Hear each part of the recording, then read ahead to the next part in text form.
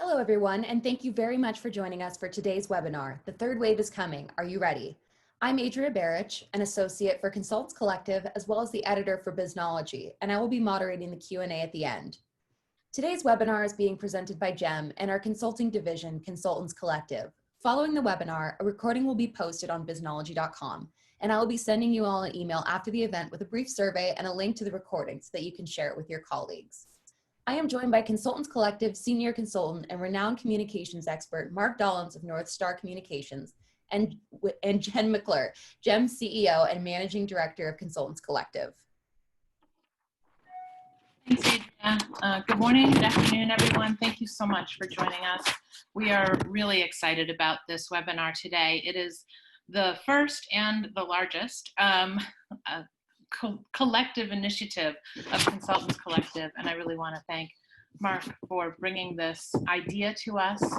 In addition to Mark, we have several members of a team of our consultants, advisors, and coaches, more than a dozen, but we have a few of them with us today who I'll introduce in a moment.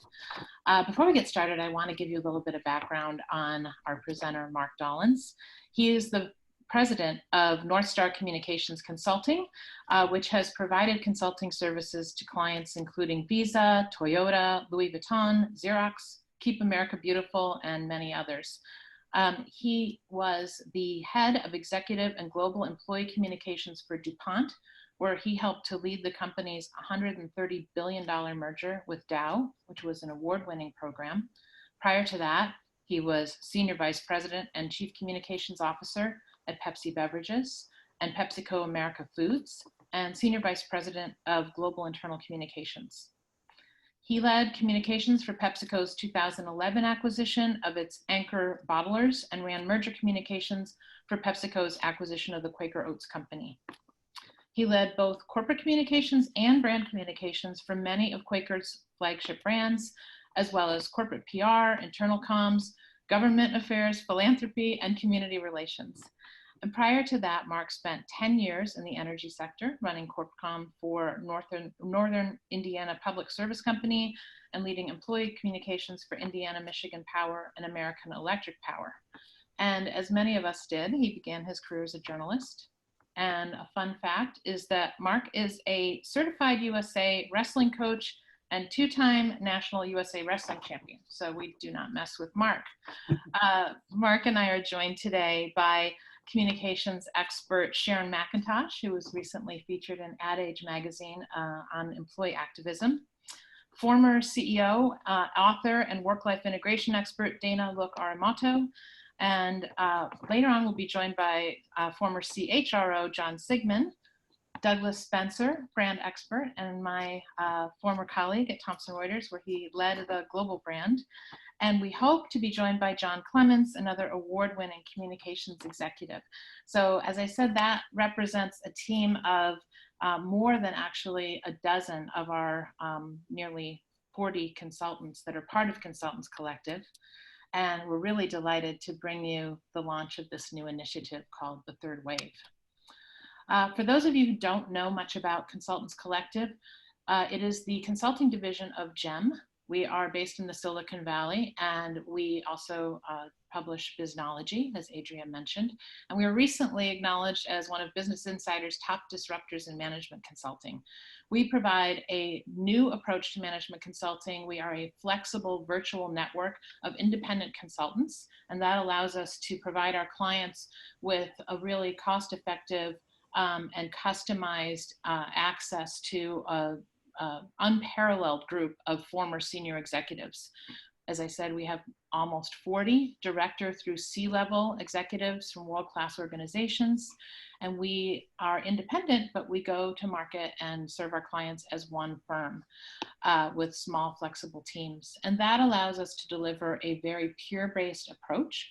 Our executive consultants, advisors, and coaches, we've all been in your shoes. We understand the challenges you face and how difficult it can be to create change, lead successful change in particularly large organizations. And we are focused on results driven by mission, purpose, and values. And I hope that that becomes clear through the focus of what we're going to share with you today. So let's that's enough about us. Let's talk about you. What are your top concerns and priorities at this time? We led a survey. I hope that many of you participated in this, and thank you to those of you who did. And we asked you about the impact of COVID-19 on your organizations and on you as leaders. And this is what you told us. We asked you what your top concerns and priorities during COVID-19 were. This survey was launched just at the very end of March and ran through May. And the top concerns that you expressed to us were the all around employees for the most part, physical health and safety of employees at 60%, maintaining employees' engagement and productivity in a remote work environment, nearly half, 48.48%. Employees' mental health, nearly 40%. The potential of layoffs and furloughs tying for third place at 39.39%. And then just generally your organization's viability, followed by reimagining your product and service offerings at about a third. And then we asked you what will change in your organization longer term as a result of COVID-19. And the number one by far selection that you told us was that your longer term remote work policies and processes will change. And this has been underscored by other research that I'm sure you have seen, but nearly 73% of you plan to have longer term remote work policies and processes that are different than what you had pre-COVID-19, followed by more than half of you talking about workforce reconfiguration. And then the third priority is employee engagement strategies and programs being changed to address this new remote work environment, followed by, to round out the top five, marketing and internal communications, and then innovation, and then the general business model that needs to change. And when we asked, what are your biggest challenges that you feel will be really challenging to you to accomplish successfully as you address these changes? 45% told us, again, remote work policies and processes. You know that this is a change that you need to make longer term, but this is going to be a real challenge for many of you. A third of you, again, talked about workforce reconfiguration as a major challenge. Of course, cash management falls into this with so much uncertainty in the economy right now. And then right back to employees, engagement, strategies and programs, followed by sales, and then again, the business model, rounding out the top five. And then we asked you about your confidence and your ability and your organization's ability to tackle these challenges successfully. And the good news is you're pretty confident. On a scale of 1 to 10, as leaders, you are at about a 7.5, and you're slightly less confident in your organization's ability to address these challenges at about a 7.2. And we're going to ask you about that in a poll in just a minute. But before we do, that's really what the leader's perspective was. Let's look at another source. This study was led by Buffer, coming at it from the employee's perspective.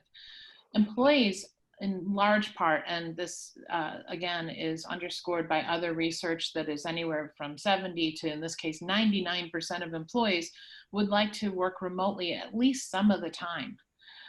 They want this because of flexibility, being able to work from home, being able to spend time with family, and for other reasons.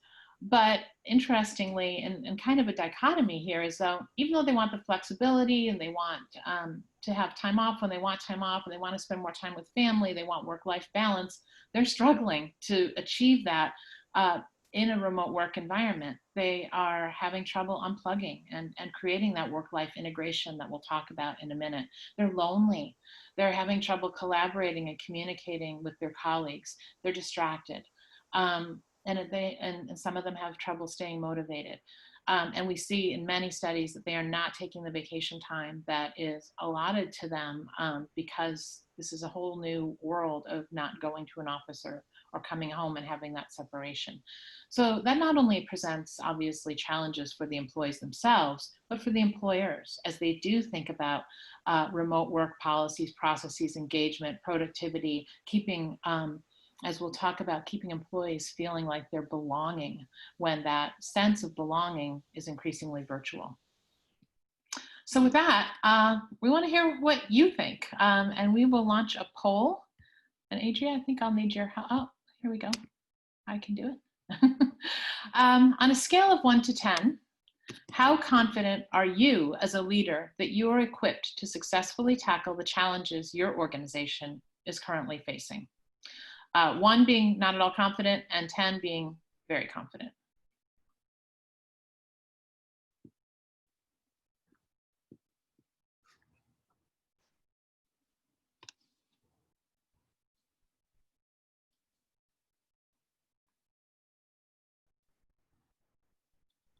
Give it a couple more seconds.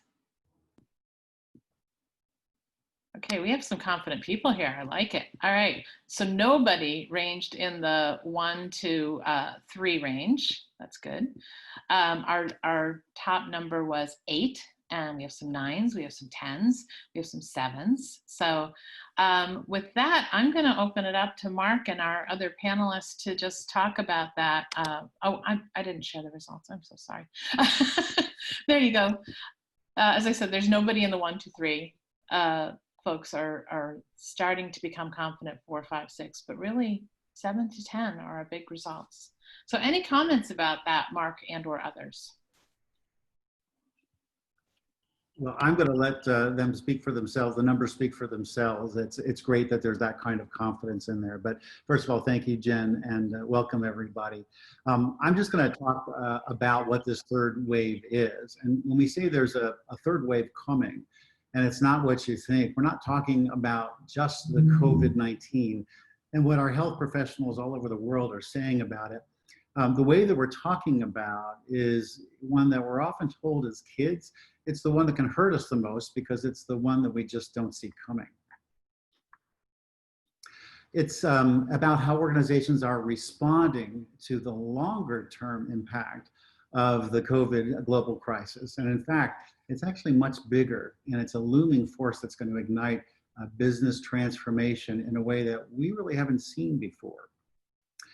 Now, we remember from our science classes that behind every wave, there is energy, right? Everybody remembers that. It's what gives the wave the real power. And as we sit here today, there are actually 2 energy forces that are giving this third wave its real power. It's both COVID-19 and it is the movement for racial equality. You know, where we're sitting from today, in countries like the US, I mean, we're still looking at things getting worse before they actually get better with COVID-19. Look at the news. We got 31, I think it was, states with rising case counts. We've got several of them in crisis mode. Russia, Brazil, still fighting to contain the virus as well. The vaccine is going to be months away at best. So this is what started the wave of transformational change, and we'll take a closer look at that in just a minute. But this additional force, Black Lives Matter, has given the wave even greater power and a lot more speed. When we think about the need for organizations around the world who have to drive some pretty bold actions to ensure that there's racial equality, they have to make sure it's more than just words. And it's at a time when employees are more separated than ever from traditional means of influence and interaction. So that's how we can see that the combination of these 2 forces has created something more than just like a little hurdle to clear. So let's back up for just a moment to see how businesses have started responding to the first 2 waves of change, and then we'll pivot a little bit more to this third wave that many of us may not quite see coming yet. So this representation really shows that the waves of transformational change are overlapping. I mean, and in fairness, some are moving through it pretty quickly, others are not moving as quickly. But directionally, we're all pretty much headed in the same direction. So as I talk about these 3 waves, just realize that there'll be some overlapping, probably even for those of you who are participating in this call. But when we talk about wave 1, it was about the quick response. It's the one we know best, right? We probably remember where we were standing or sitting when we got the words, hey, we got to shut things down. We got to send many of our employees home to start working from a different location. And the immediate response was, hey, let's make sure we protect our people. We got to conserve our cash. We're going to have to drive some continuity as best that we can, having to do this on the fly. And that meant, in many cases, we got to jerry-rig or pivot to some more mobile technology so people can get their work done from different locations.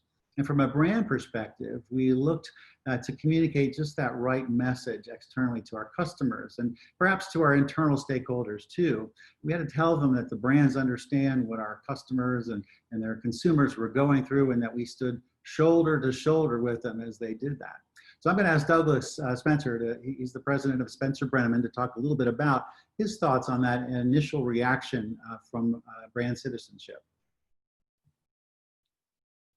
Sure, and thanks Mark, thanks to Jen and everyone for this this opportunity.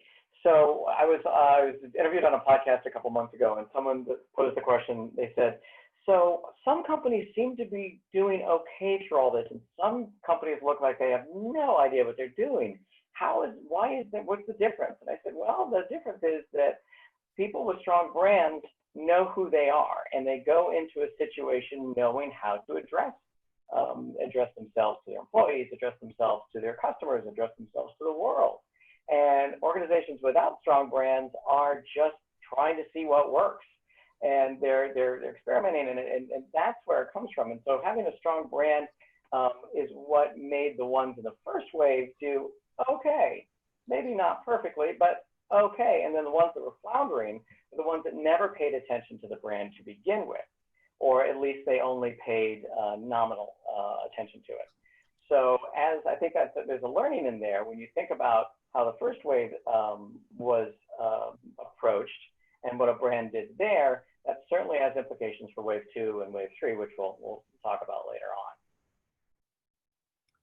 Okay, thank you, Douglas. So that's a very quick overview of wave 1, and we can't see you, but we're guessing a lot of you are nodding your heads like, yep, that's exactly what it felt like. But let's move on to wave 2, and that's what we're in now. And we're calling this the blended workplace. And this is where some facilities have reopened, and many employees are still working remotely, and that's what we're going to call this multi-location management. And brand citizenship has begun to shift to more internal as well as the external set of stakeholders. And when we think about the IT solutions that many of us were forced into back in March of this year, or even earlier in some parts of the world, instead of jerry-rigging IT solutions, we're really looking at more longer-term IT issues around digital security and the bandwidth that's going to be required to support employees working longer-term and higher numbers of them, and collaboration tools and other digital tools have become front and center. And Jen, I know you had some thoughts you wanted to offer on what you're seeing in this IT world during wave 2. Yeah, absolutely. I mean, many companies have powerful intranets, communications platforms via Teams or whatever that might be. Others have kind of scrambled, and we have seen some companies just suddenly roll out Teams or another collaboration platform immediately on a very short notice because they had access to it, but they hadn't really turned it on. Without governance, training, and enablement, that poses huge problems. People will not necessarily use something that they're not familiar with or comfortable with, so that results in rogue solutions that can be insecure even if your primary solution is secure. We've also seen hackers, of course, come up with new ways to infiltrate either through behavioral engineering and or just straight hacking methodologies to really take advantage of this highly distributed workforce that we now have with remote locations and home-based access to corporate assets. And of course, as of today, CCPA, California Consumer Privacy Act, is going into effect. And so that requires a whole new level of attention being paid to how we are handling customer data. And in remote work environments, we know, especially if the internet can be slow, you might be downloading customer lists to your desktop or your laptop. We suddenly then have this opportunity to have a convergence of security issues and privacy issues. So this speed with which we've had to send people home is a true opportunity for hackers, for security breaches, for data privacy issues, all of which become a little bit more complicated when you're trying to create governance fairly quickly and then train and enable your people under new remote circumstances. Thank you, Jen. So to close this slide out, it's pretty clear that there are some profound and permanently changing needs for the world of real estate. One of the clients that Sharon McIntosh and I work with is Raytheon, and their CEO, Greg Hayes, has said he doesn't think his company will ever build another office building. So this is a company with 200,000 employees globally. And he's one of many senior leaders who has said, we're taking a fresh look at what we're doing and where we have real estate issues and opportunities to cut back. So that's going to be happening as well. So everybody is working through this phased approach to returning to a new normal. They're going to have to navigate, and they are navigating, national and regional and local government rules as they do this. So we're likely going to be doing this for quite some time. And this is what brings us to the third and the biggest and the most powerful wave of all, the third wave. And it's the one we really need to start planning for now, because it's going to test organizations in much deeper and far more complex ways. So brand citizenship will be tested not just internally and externally, but across many more dimensions that we'll cover in just a moment. Work-life integration, an organization's ability to be agile and not just work from home, address work from home demands, but a wide range of employee needs will absolutely be a make or break capability. And Dana Lukamoto is going to tell us a little bit about what she sees in terms of the needs of employees as we think about work-life integration and agility. So if you think about the way we made accommodations pre-dual global crisis, and I love how Mark and Jen set this up. We have COVID, we have racial inequality. So before the global dual crises, what happened was with accommodations, we thought about those in terms of Title 7 and 9, ADA, all of these legislation pieces. Now what we need to think about in terms of accommodations is what will actually work for people. And that 99% of people wanting to work at least some of the time remote is not just a want, it's a need. Daycare constraints, taking care of elderly parents constraints, mental health, stress constraints. So we need to really think differently about how we take care of our most precious asset, which happens to also be the biggest line item in our budgets, our people. Thank you, Dana. So also strategic digital integration, that's the ability to pull the tools and the systems that have been thrown into place by the first two waves, and they need to be deployed in ways that create true and longer term value. That's got to be a must-have as well. And then we got to think about culture and value, ethics and compliance. They're going to need a lot more attention to cultivate and curate than we've ever had to deal with before. And clearly diversity and inclusion are back on the front burner. But you'll notice on our reference in this slide, we have an E, and that's something new we have to add to diversity and inclusion, and that's equity. Now, I don't know if John Clemens or John Sigmund is on with us, but they had some very interesting insights and thoughts about why we have to think about diversity and inclusion in a different way, an expanded way, to make sure that employees are also treated with equity and fairness, and it's more than an afterthought. We have to be intentional about that. John, are either of you Johns on with us? Okay, they may not have been able to join us. I know they were dealing with some other issues here. But let's go into a little deeper review of this third wave and put a finer point on why it's so important. So we have some very near and big new term realities that we have to confront and plan for. So employees who are with organizations today, whether they're in the office or the front line, they are going to be detached from social interactions that influence values and behaviors. Things like collaboration, for example, can suffer. And we've seen research in 2017, it was a decade's worth, where they literally, researchers at MIT looked at tens of thousands of papers and patents, affiliated with MIT, and they found that cross-disciplinary and interdepartmental collaboration is in fact driven by face-to-face interaction in shared spaces. Again, I'm going to repeat that. It's driven by face-to-face interaction in shared spaces. Research at the University of Queensland in 2019 did research that showed that serendipity, this idea of, hey, we're just going to come across each other and start chatting about things, but it plays a central role in the development of new collaborative partnerships. So when you think about all of a sudden the people who were working through and experiencing those serendipity moments and who were working face to face, using the MIT example, to drive innovation, to drive collaboration, and that's taken away, all of a sudden we have some very different issues that we're going to have to start working around. In addition, employees will have tools, and we know this, that help them socially connect and to help them do their work. But those tools and others that are outside the firewalls that exist in our organizations, they can be used for different purposes. In fact, they can be used to give organizations, employees at different organizations, a powerful voice of opposition. And if anybody knows about that, it's Sharon McIntosh. She has a great deal of insight on employee activism, and she's the president of ANCOM. So Sharon, tell us a little bit about what you think with this world of employee activism and given a new voice and new tools to collaborate and to connect. Well, as you have said, Mark, there's energy behind a wave, and I think we can all feel it. And when it comes to our own employees, there's an energy rising up in them as well. And employee activism continues on the rise.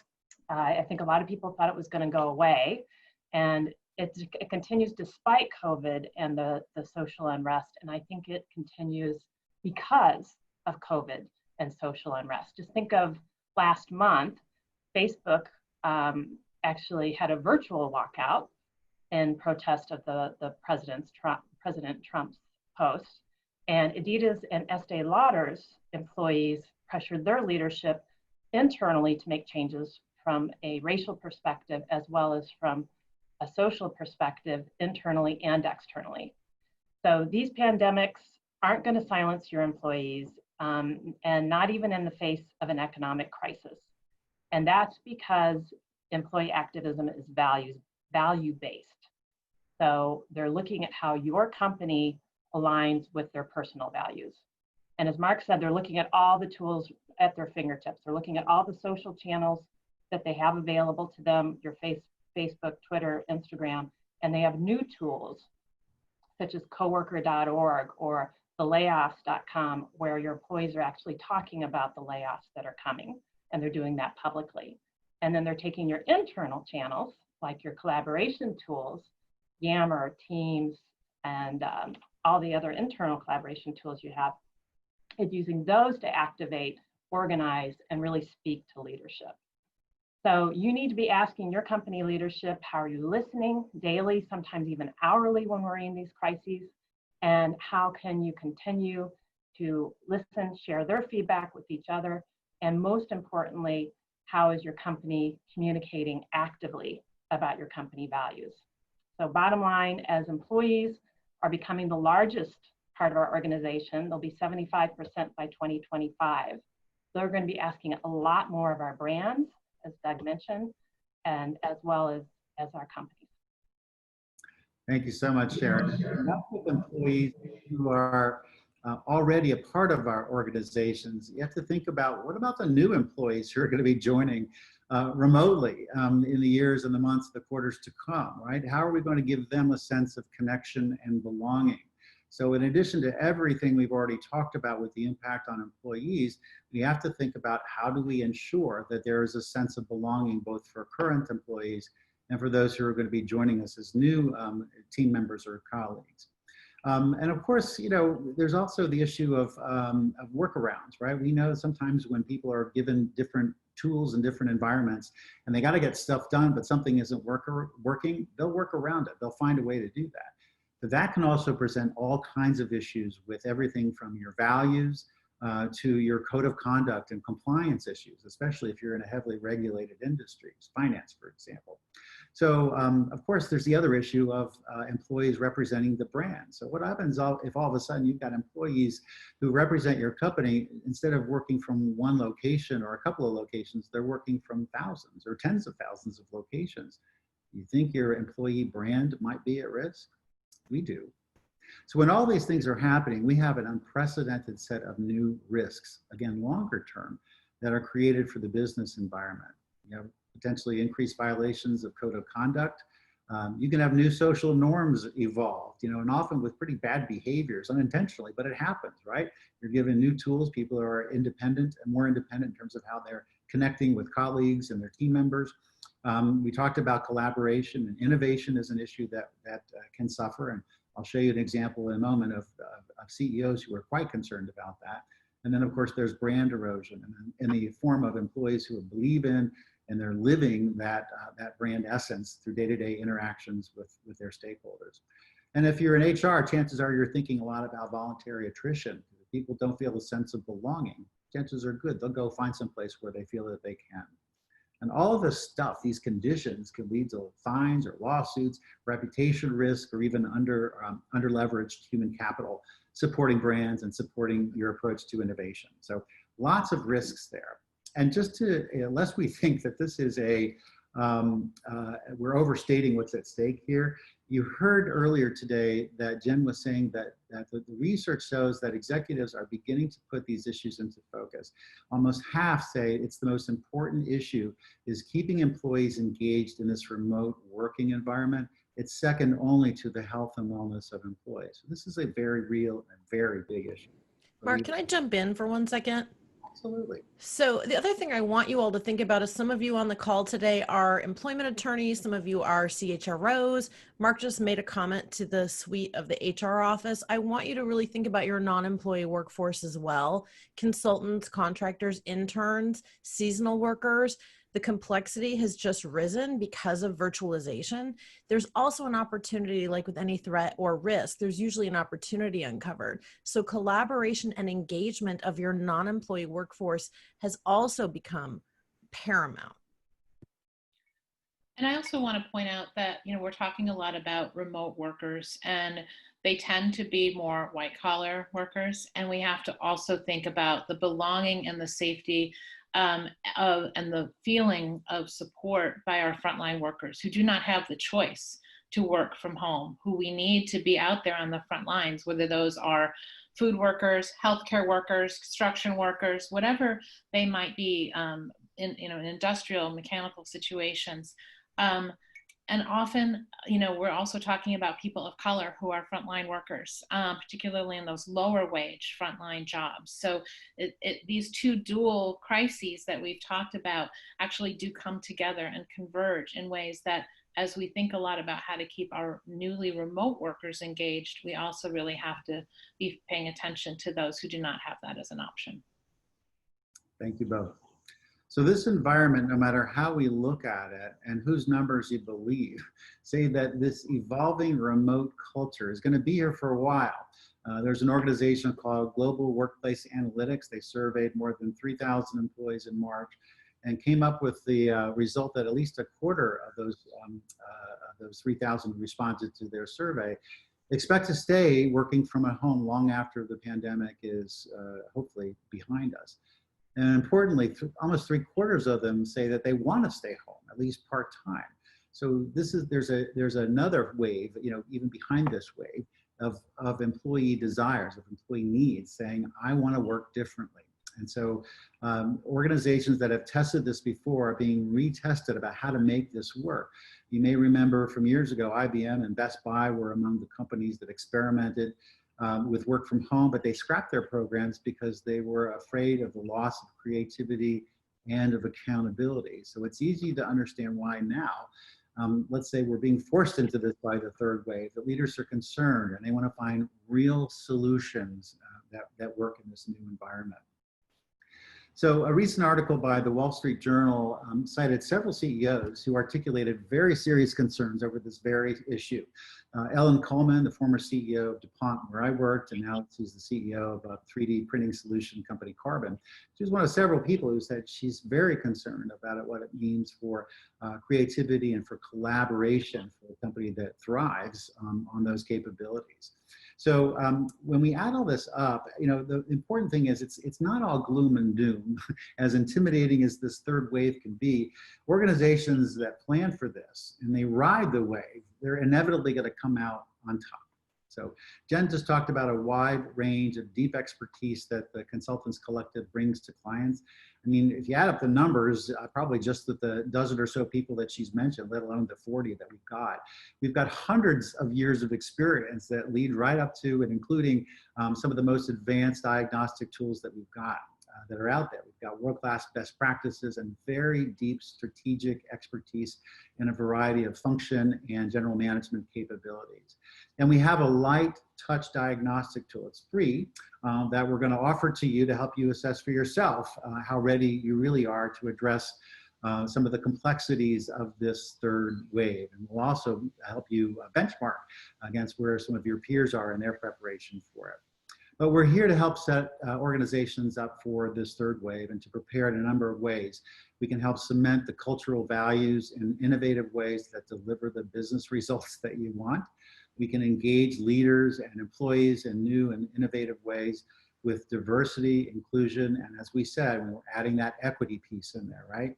We want to pump up the volume on ethics and compliance requirements because we certainly don't want those to slip to the wayside, and reduce the potential of future violations and all the fines and the reputation risks that come with that. We can help you bolster employee brand ambassadorship. And as organizations that are facing very different norms in the anticipation of this third wave, and we want to help you drive and optimize your employee communications for a dramatically different environment that's ahead of us. And importantly, we talked about driving collaboration and making sure the innovation doesn't suffer as this new normal evolves and organizations have to find their way in working through multi-location work environments. So with all that background, we're going to ask you a poll question again. Now that you've had a chance to digest what we're talking about with the third wave, it's going to look familiar, but I'll turn this back over to Jen. Thanks, Mark. Okay, we're going to ask you the same question now. On a scale of 1 to 10, how confident are you as a leader? Can you read it? I'm not able to read it. There it is. How confident are you as a leader that you are equipped to successfully tackle the challenges your organization is currently facing?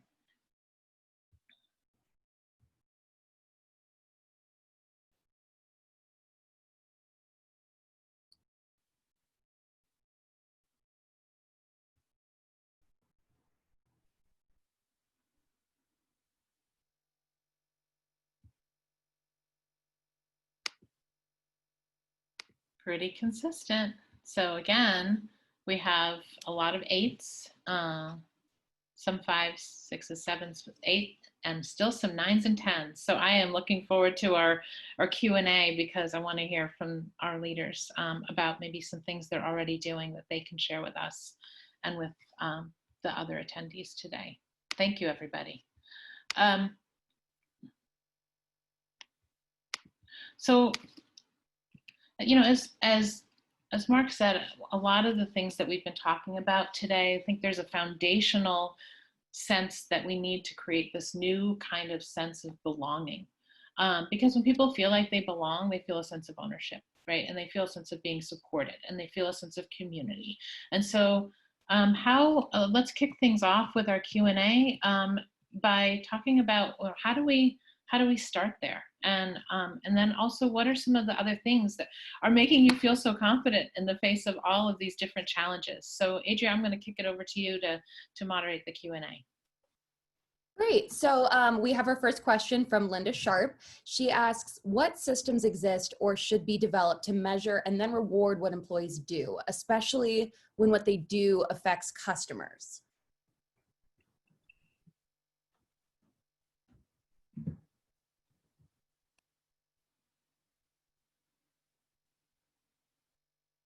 Who wants to take that one? I can start, and other folks can build on if they like. But I would say that's sort of a foundational piece are your company values, and how are you actually living and rewarding the behaviors that come out of those values. So your values should be really clear.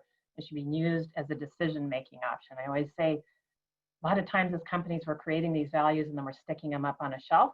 We need to pull them off the shelf and actually use them to make some of these really tough decisions. I guarantee you, I've been talking to companies that they've been taking those values off the shelf and having discussions about race and about society. So that is going to ultimately, it's not a direct sort of recognition, but it is. So again, and then bringing in the storytelling of how you're living those values and how employees are living those values. I'm sure others have thoughts. I'll add on to what Sharon was saying. So what I'm seeing that really works is redefining your KPIs and your OKRs, but don't do it without doing what Sharon said first. Redefine those vision values, make sure they're clear to everyone, make sure that they're current and that they're forward thinking toward the third wave. The third wave isn't far away. And some of you in a way are kind of in the third wave now, because the decisions and the actions you're making now will actually impact the way the future affects your company, your customers, to Linda's question. And if you're not measuring your employees on performance, this is a real opportunity. It is not an easy thing to do to change those KPIs and those OKRs. So we're happy to share insights on how to do that, but it does start in particular with values and vision. It has to be consistent.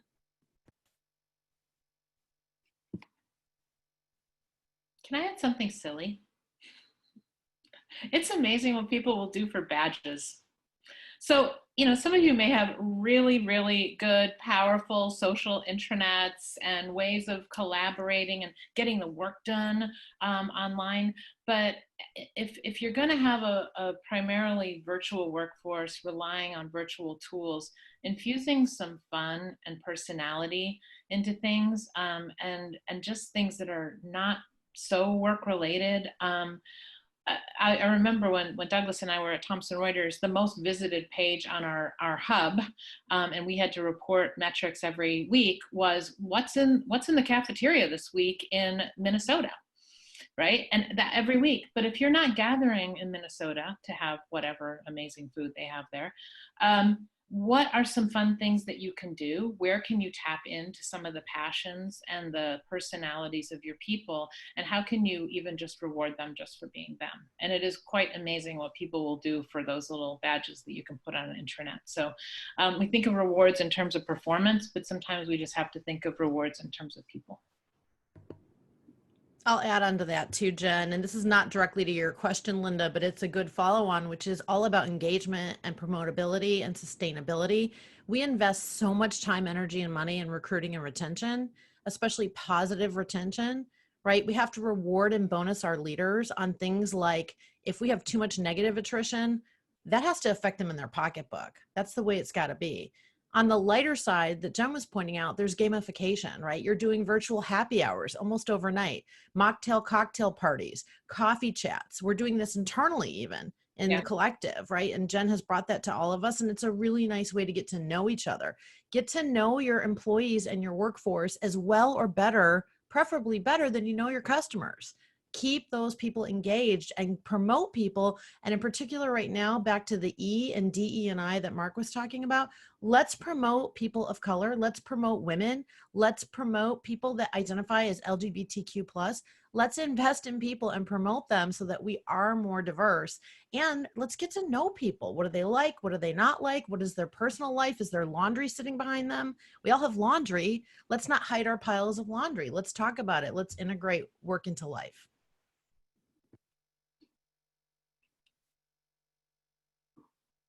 Adria, do you have another question? Yeah, I also want to mention, if you'd like to ask a question live, you can raise your hand and I will unmute you. But right now we have a question from Shell Holtz, and they ask, is it reasonable to expect that you can maintain your existing culture, or should companies define a new or revised culture to aspire to based on the third wave realities? I'd be happy to take the first swipe at that one. Well, the answer to that question is, it depends. What is your culture now? When we think about addressing these issues, those changes in the workplace, and I hesitate to call the Black Lives Matter a crisis, because racial inequity is nothing new. It's an opportunity more than it is a crisis to finally address an issue that's been plaguing us for years, so decades, centuries. So as you think about how your organization can best do that, you have to really think about who you are as an organization, and authenticity more than ever before. Authenticity is completely key. Consumers, business to business or business to consumer, consumers, they can smell inauthenticity a mile away. And Sharon referenced this earlier before, the Gen Z and millennials are not going to tolerate it anymore. And it's not just about, you can't just put a rainbow flag over your logo. You can't, because this is what people are doing now. They are looking at who you invest in. They're looking at if you give to anti-LGBTQ plus politicians, if you support organizations that have bad policies, if you have bad policies, if you say Black Lives Matter, but every single senior officer in your company is a white male, you got some culture changes to make. So you really have to think about, how are you going to address these issues in a way that is authentic to who you are? And if there's a disconnect there, then yeah, your culture needs to change. Yeah, I would love to jump onto that too. I mean, I don't know if it's a time to change everyone's culture, but it is definitely a time to examine your culture. You may think that your culture is fantastic. And to Douglas's point, a lot of companies have taken this moment and are being more vocal about their support of Black Lives Matter, about how their culture and their working environment is phenomenal. And in some cases, their employees are using social media channels to say, not in my experience, right? Here's my experience as a Black person. Here's my experience as a lesbian. Here's my experience as a woman. And unfortunately, and I hope everyone knows this on the line, but I'll say it because it turns out not everyone does know it. It is illegal to ask your employees to take that down. It is a violation of the NLRB's statutes around what employees are allowed to say. This is a real opportunity to be listening to your employees in every venue, whether that's in internal channels or external channels. I am really honored to lead the social media council for the conference board, and I think some of my members are on here today. Social media teams are some of the most under-resourced teams that there are in an organization, and they're some of right now the most valuable teams, because they are the canary in the coal mine. Their monitoring of social media channels internally and externally is going to tell you what your employees' experiences is, because as Sharon said, employees are not going to be silent. They are going to speak up. And in a time when CEOs are being encouraged to take more of a public stand on what and societal issues, at a time when 85% of people surveyed through a Harris poll expect that companies are there to do more for society than just deliver bottom line results to shareholders, you have a real opportunity to make your employees your advocates and turn those activists into advocates. And I would love to hear what Sharon's thought is here, but you're not going to shut them up, and you can't. So how do you make sure that they are having the experience that you are purporting through your brand that they have, so that they become your advocates? And this is the time to re-examine your culture to do that. Sharon, do you have anything to add there? Oh, you're on. Yeah, sorry. Yeah, I think you're spot on. That they can become advocates, but I've often talked to companies, because I still feel like this employee activism piece is still pretty new to them, and they seem to continue to surprise the companies. So to try to get ahead of it, and to be always listening to your employees on an ongoing basis, so that these conversations are coming up and you're having them sort of in the moment versus in the crisis, if at all possible. And not just through the annual employee engagement. And not just through the annual employee engagement, yes. Lisa, I'm just going to add one other comment on this, and I think you're all spot on in your response to Shell's question. But I think the bottom line is that organizations have to be intentional about culture. So many times, when you're in a bit of a crisis mode, you kind of let culture ride, and you want to believe that the good things that are instilled in decades and years of operations will just continue. And that simply isn't true. So whether you are re-examining your values and culture, or whether you are going to recommit to making sure that people follow the behaviors and the practices that you have to be intentional. You've got to find ways of reaching out to both leaders and to all employees to make sure they understand this is the way we're still going to do things. All right, we have a question from PJ Sinapoli.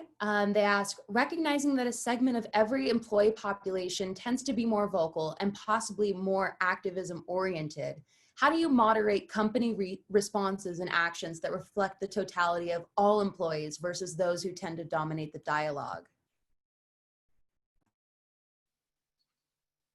Again, I can weigh in and then let others do so as well. But hi, PJ. It's good to see you on here. PJ worked with both Mark and myself at PepsiCo. But it's a great question, and it does go to that listening piece. And as Jen said, making sure you're not just checking in on your employees on an annual basis, and some companies are even doing it every other year. So how are you keeping an ear to the ground?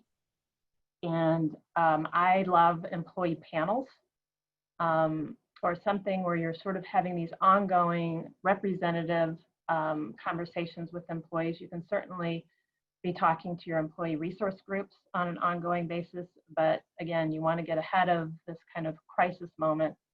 And again, they're coming, folks. So if you're not doing it now, making sure you're having ongoing listening channels, having ongoing conversations so that you're hearing what's coming up from all your employees. And then I'm a broken record on this as far as it goes to employee activism, but it's back to your values. So that it constantly comes back to that, to say, is, whatever crisis is being brought up, what does it go back to the company values? So, what company, Estee Lauder actually was responding to one issue that their employees raised to increase their external funding. The employees also asked for a board member to be removed. They have actually said they weren't going to have the board member removed. So it's not that you can't always, respond to these questions. And sometimes you're going to be saying no, but it's got to be based in these company values. That's what ultimately has to come back to.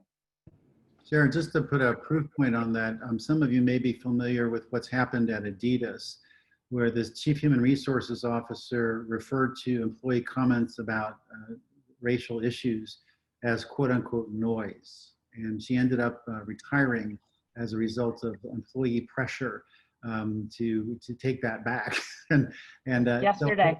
So there's a real danger in trying to minimize the kinds of comments that we see, emerging these days. And this happened before Black Lives Matter really materialized. So we've got to find that balance of acknowledging every comment that comes through, but that the response is thoughtful, right? And I think to Sharon's comment, we'll go back to what we just said about culture.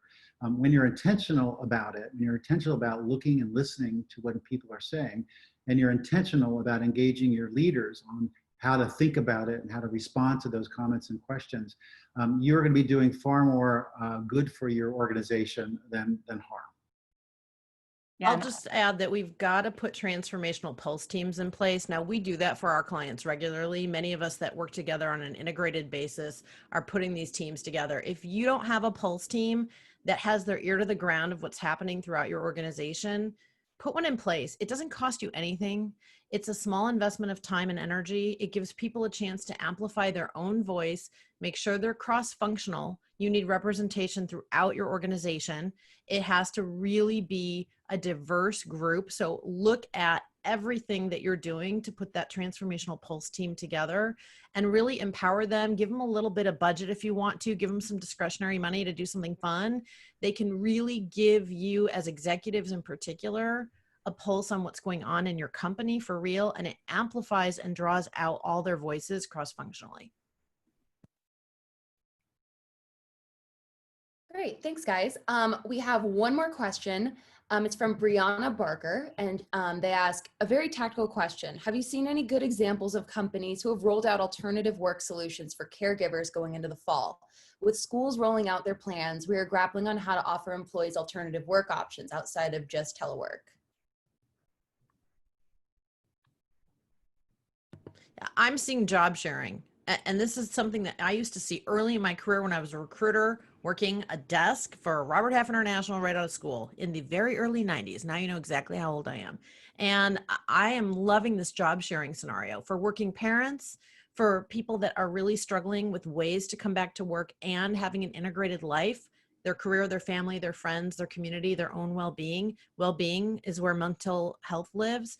I'm seeing companies really evoking this job sharing principle and breaking up work components into what people are really great at, and then things maybe that they're not that great at, they're not even set up for success on, parsing that work out and having teams come up with, I'll take this and I'll take that, and then splitting up the work. And that way the hours also shift, including the rotations of when and if people do come back face to face. Anyone else want to weigh in with anything they're seeing? Okay, well, thank you all. And Mark and Dana, thank you for reminding us all how old we are. So as we wrap up, Dana and I, actually several of us live in the Bay Area of California, home of the world famous Mavericks, one of the most famous surfing contests in the world. And so we had to invoke this metaphor of, we want to see you ride that wave and win that big prize. But think of us as your lifeboats, right? We're there to help you successfully ride that wave. As I said, we have more than a dozen folks who are already helping us to create this offering, this multifunctional way of approaching all the different types of challenges. You heard from many of them today. Here's some more of our folks that are here to help. And as Mark mentioned, see, there's a picture from the Mavericks that is just terrifying to me, and I love the ocean. That was me in October, just so you know. You're not alone. According to this picture, you look alone, but we're here to be your lifeboat. So begin with our free assessment tool. We will include this in the recap email that we'll be sending to you all. You'll also find this link if you go to the archive on Biznology. And then based on that, we will send you a customized assessment, some recommendations, a benchmark as we are able, as we get more organizations taking this assessment. And then we also offer audits and assessments, deep audits and assessments as part of our offerings around communications, employee experience, HR, marketing and branding, technology and digital transformation, and leadership. So once we have your self-assessments, we can help you figure out where you might want to dig in and do a little bit more work. As I said, we offer C-suite, executive coaching and advisory services. We can help you with strategy, program development, governance, and really importantly, enablement, which is sometimes what we see as a missing piece to make your employees really empowered.